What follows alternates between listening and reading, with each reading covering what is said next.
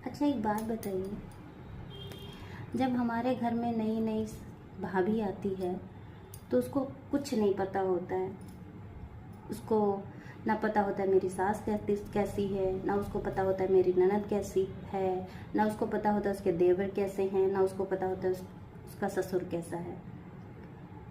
कुछ टाइम जैसे ही बीतता है कि हमारे अपने सगे परिवार के लोग, मोहल्ले के लोग, रिश्तेदार उसको सब कुछ बता देते हैं।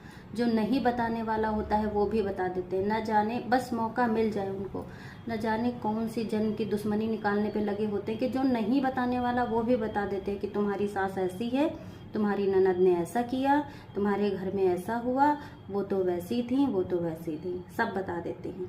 फिर घर में अगर कुछ मतभेद पैदा हो जाए, घर में एक नया सदस्य आया है, एडजस्ट होने में थोड़ा सा टाइम लगता है, फिर वो जुबान चलाना धीरे धीरे इस तरह से सीखती है कि आप उसकी बातों का जवाब ही नहीं दे पाएंगे।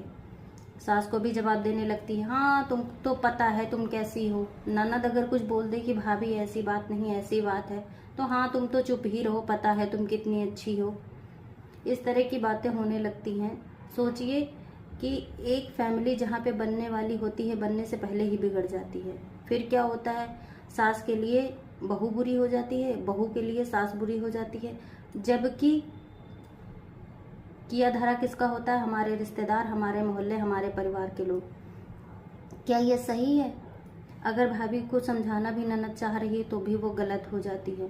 और भाभी ऐसा दिखाती हैं जैसे उनके घर परिवार में, उनके घर में कुछ हुआ ही ना हो। ना उनकी बहनों ने कभी कुछ गलत किया हो, ना उनकी अपनी मम्मी ने कुछ गलत किया हो, ना उनके भाइयों ने कभी कुछ गलत किया हो। उनके घर में सब कुछ सही होता है, बशर्ते इस बात के लिए क्योंकि तुम्हारे माँ बाप, हमारे माँ बाप बूढ़े हो रहे होते हैं, उनके साथ उनको रहना होता है। समझ में नहीं आता परिस्थितियाँ कैसे सही होंगी और कितना घर बिगड़ते चला जाता है कि नरक बन जाता है।